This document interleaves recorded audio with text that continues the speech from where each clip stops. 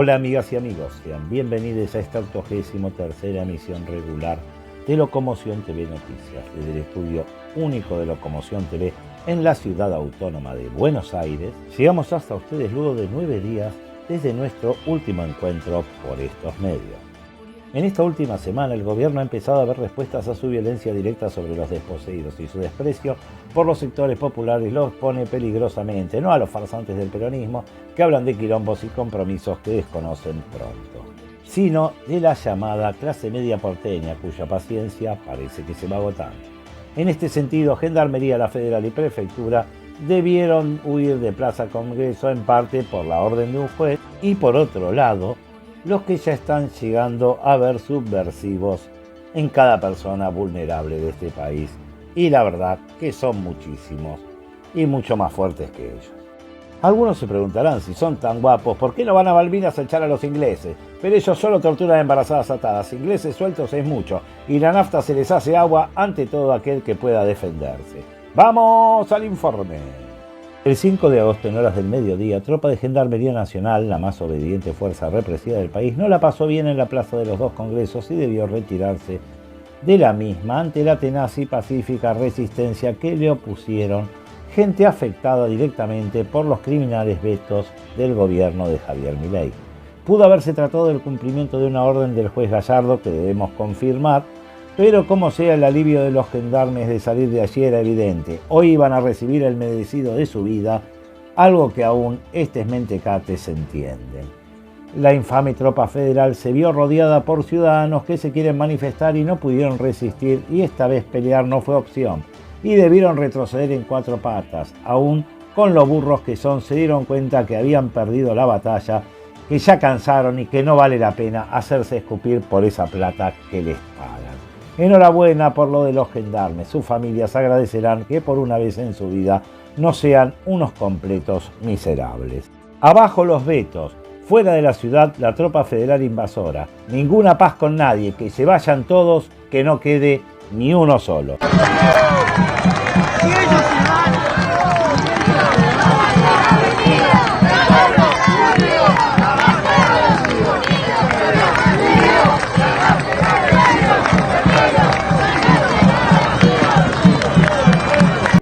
¿Se imaginan que la situación prevemos que escalará en orden a que quien no tiene por dónde seguir su vida no le queda otra opción que salir para adelante? Se ha informado de esta situación, el presidente Milei seguirá su guerra contra los más vulnerables por otros medios, no por la acción represiva directa que no le va a resultar. En un discurso en el que el 8 de agosto puso de manifiesto que ahora su paranoico eje de mal sumó también al Congreso de la Nación. Está tan dominado por la ira que no puede dejar de atacar y provocar a los sectores medios urbanos, único sujeto político determinante en la Argentina en lo que va del siglo al menos. De esta manera, y creyendo en su Narnia, este señor supone que intimidando civiles desde el Estado y su paraestado, podrá vencer en las elecciones que se le vienen en la agenda. No le vemos uña de guitarrero. Insiste en su desfachatez, dice que imponiendo sanciones a los que no hagan sus caprichos, sus sueños serán realidad. El mismo personaje que asegura destruir al Estado desde adentro, ahora habla de amurallarlo. ¡Vamos al informe! Siniestro e insólito, Milei amenaza al Congreso por cadena nacional. La sigla TEMAT, que según Milei y sus ultras manzanillos significa todo marcha de acuerdo al plan, venía quedando y no es más que una expresión de deseos de estatales y paraestatales que participan en la ejecución de políticas de marginación y represión anexas. A diferencia de los kirchneristas, los mileístas no tienen complejo de culpa para ser siniestros como sus antecesores. Coinciden en las formas de imponer sus berrinches de guapos y en cuestionar a los más vulnerables en su malsana intención de quebrar al Estado. El presidente Milei superó los límites de lo absurdo al salir en cadena nacional a declarar enemigo al Congreso, citar a un profeta de la guerra como Sun Tzu para hablar hacia sus compatriotas y una serie de joyas de la náusea. El señor que dice destruir al Estado desde adentro, pretende que el Poder Ejecutivo o el Judicial penalicen a quienes atenten contra el presupuesto nacional, generando déficit fiscal. Sí, el presidente pretende ser juez de las facultades del Congreso, quedando a su completo arbitrio lo que se puede o no se puede. El presidente asegura que mandará ese proyecto por alguna vía, no sabemos cuál será y si será la vía del principio de imputación de Menger en la versión particular de la que se jacta nuestro primer mandatario. Ya totalmente sacado, Milei aseguró que a él lo van a tener que sacar con los pies para adelante, idea que no es buena que el presidente le meta a la gente en estas crisis, y pone sus fichas a que van a ganar las elecciones y que eso, parece ser, le daría carta blanca para hacer las atrocidades que enumeramos antes y las que vendrán. Las fantasías propagandísticas de Milei. Inició su cadena nacional puntualmente a las 21 horas del 8 de agosto con una serie de logros que supone son geniales y que la gente obviamente no ve ni en el súper, ni donde se provea de la comida.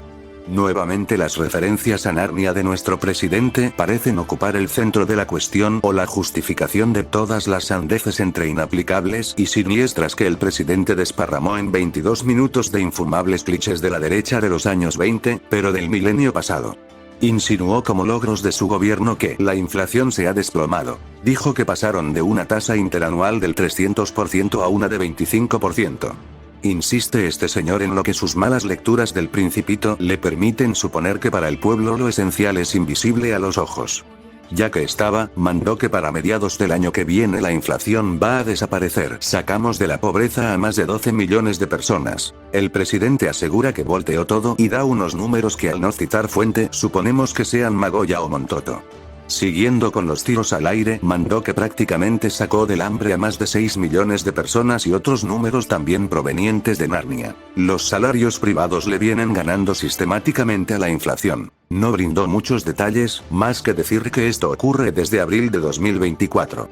El presidente volvió a no citar a nadie, pero suena más a que si buscamos seguro Cadorna lo puede corroborar, o Coso. Milei identifica al Congreso, a los jubilados y a los discapacitados como enemigos del Estado. El Congreso de la Nación impulsó un conjunto de leyes dirigidas a destruir el superávit fiscal.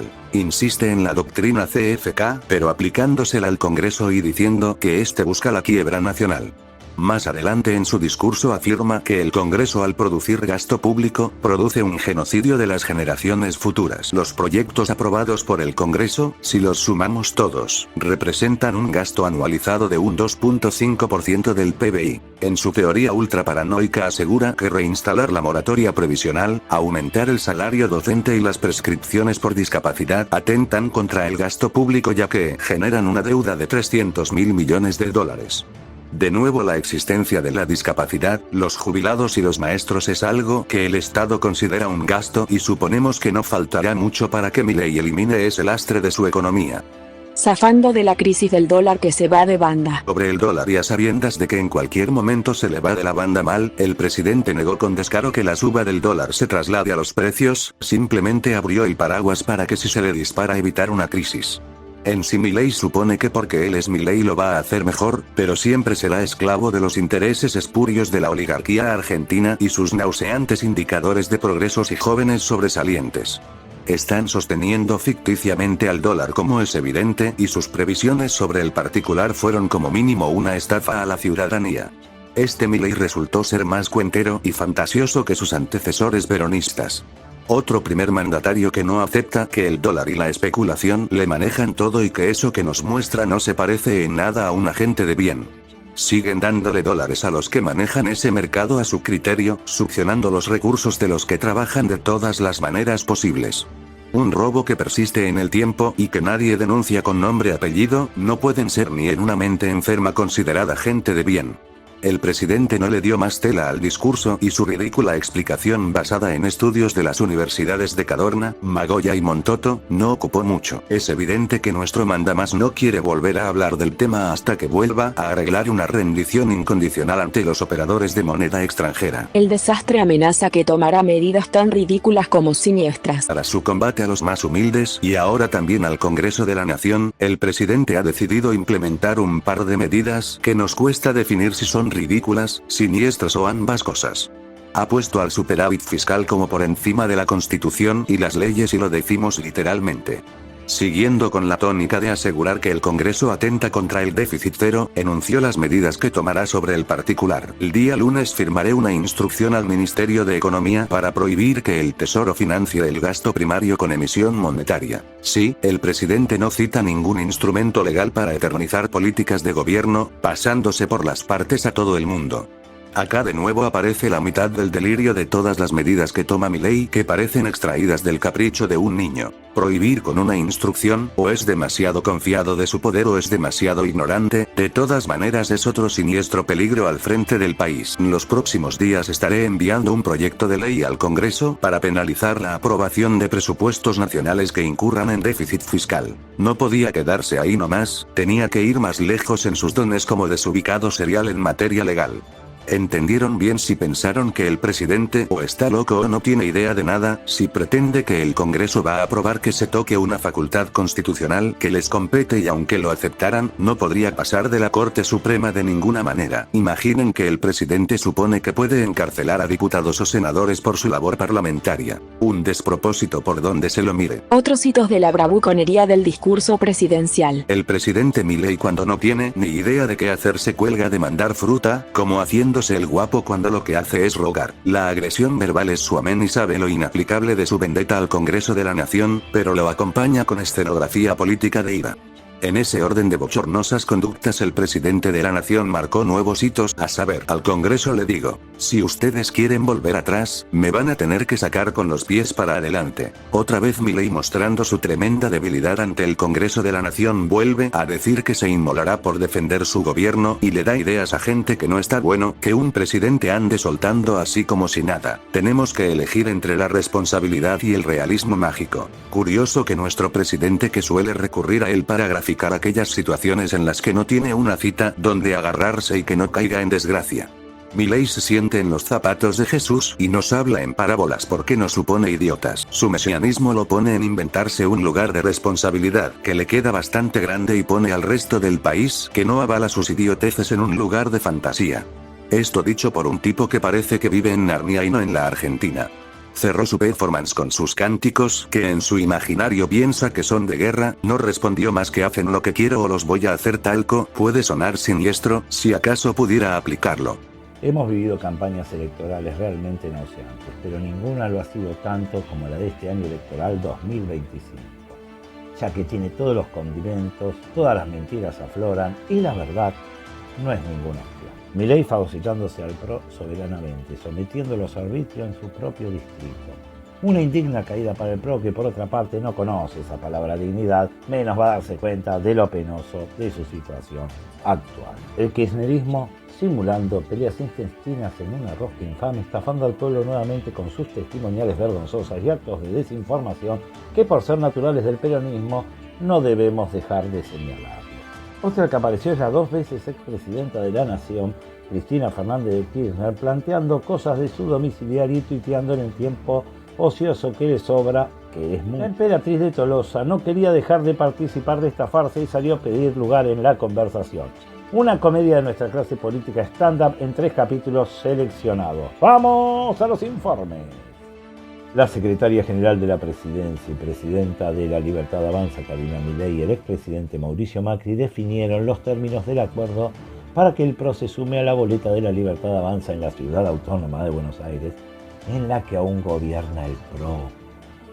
Como en la provincia, la alianza llevará el nombre Alianza La Libertad Avanza y no llevará ni el color ni la sigla amarilla que identificó durante casi 2 décadas al PRO. La soberana dilución del PRO en La Libertad Avanza no termina allí, es más indigna de lo que se puede imaginar nadie. Karina le dio a Mauricio los puestos 5º y 6º en candidatos a diputados nacionales.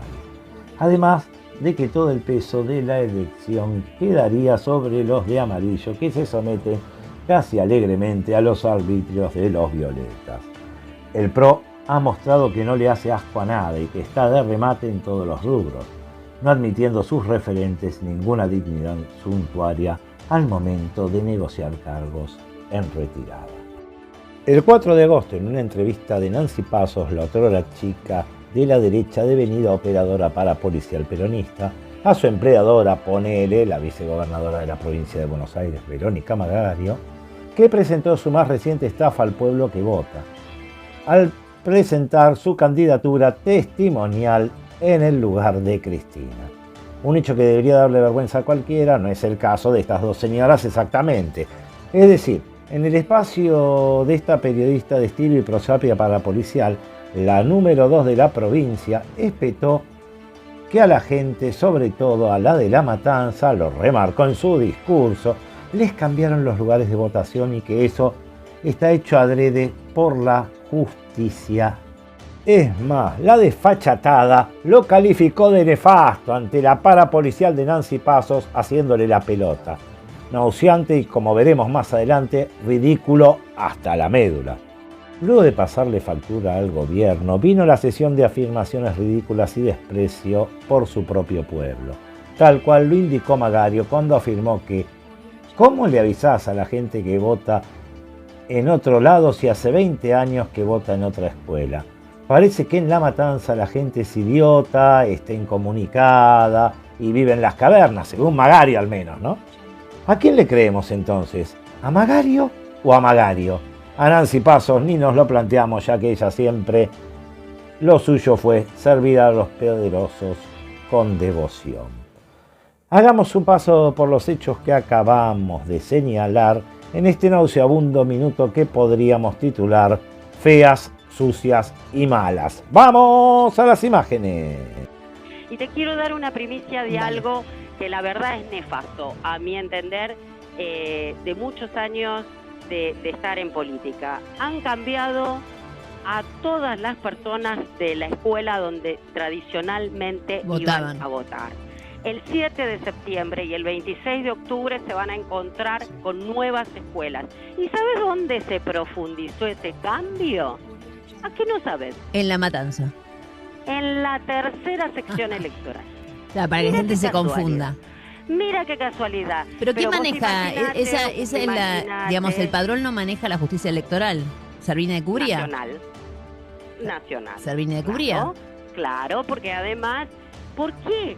A ver, ¿cómo haces vos para avisarle al 80% del padrón o de la gente que vota en otro lado? Que vota en otro lado cuando está acostumbrado hace 20 años a ir a la misma escuela. Se apuraron, no chequearon un corno y salieron con otra jugada magistral, como dicen los manzanillos peronistas cuando hacen blooper aconsejados por el odio al otro. Esta vez, a diferencia de otras, en pocos minutos de adentro de los medios peronistas, luego de publicar irreflexivamente la especie, surgió de la noticia de que la movida no era de Servini, como le llaman en esa grey política cuando necesitan a la doctora María Romilda Servini de Cubría. El Der Stürmer argentino, página 12, publicó el 5 de agosto, un día después del moco Magarios Pasos, una nota en la que sostenía la infamia lanzada por este medio parapolicial hacia uno de los jueces afines predilectos y sobre todo peronistas. El responsable del cambio en los padrones es el señor que en forma no solicitada por nosotros se ofreció a ser muñeco de torta peronista de esta semana, el juez federal de La Plata, doctor Alejo Ramos Padilla. Este hijo de Juan Ramos Padilla, el juez peronista que le dio prisión domiciliaria comodísima a su compadre José Alperovich, fue quien hizo los cambios del binomio de difamadoras seriales que denunciaron al mismo como nefasto. Obviamente el juez, como buen peronista cultor de su propia personalidad, salió a reclamar que le den aire para explicar a qué se deben los cambios, a sabiendas que el resto del peronismo, sobre todo Lentín Axel, iba a caerle encima defendiendo a su puntera, como defienden hasta la muerte al violador de su socio, Fernando Espinosa. En ese orden, que los cambios en los padrones aplicados para los próximos comicios se debieron al cierre de muchos colegios privados debido a la crisis y negó que ese reordenamiento sea un factor que pueda incidir en el nivel de ausentismo. Nuevamente los medios intentaron salvar la situación y dejar que Magarios Pasos y sus acusaciones falsas pasen al olvido. También se vieron venir lo que iba a pasar e intentaron salvar la situación horrible que le generó el juez peronista. Esta falta de chequeos basada en el odio, como siempre, el parapolicialismo desorientado, se vio muy dividido. El miedo a las represalias de los de arriba, que pueden quitarle el indigno sostén vital del cual dependen, se hace muy evidente y se dividen entre quienes quieren defenestrar a Ramos Padilla y quienes quieren silenciar este blooper de odio para siempre. El Lentín en jefe iba a reaccionar en cualquier momento y seguramente sería para que se sepa que Magario es una de las porongas y lo que diga ella es ley.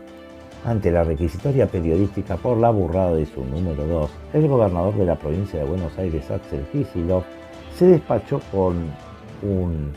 en un contexto social como el actual, en el que existen factores que afectan la concurrencia a las urnas, tal cual como se observó en otras provincias, la modificación masiva de la asignación de los electores a los distintos establecimientos de votación puede dificultar aún más la participación en el proceso electoral.